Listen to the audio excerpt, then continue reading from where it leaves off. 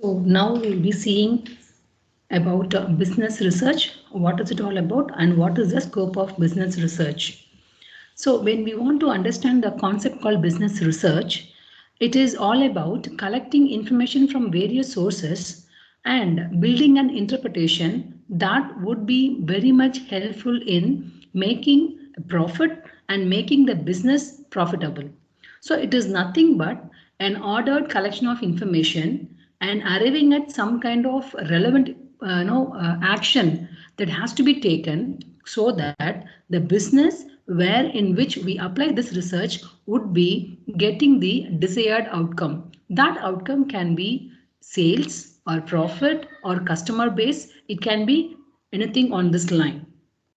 So to understand the business research applications, so business research can be done for anything and everything in business. We get to understand the market problems and what are the opportunities in the market. This will help us to penetrate with a newer product.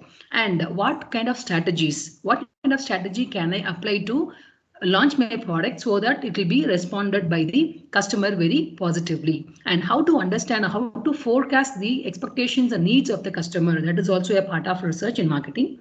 And what are the ways and means to achieve sales, the sales target, and how to understand the potential of a product. Say for example, when you're making a product for international purpose, how to evaluate strategies to export that, and what are the ways and means to launch a new product.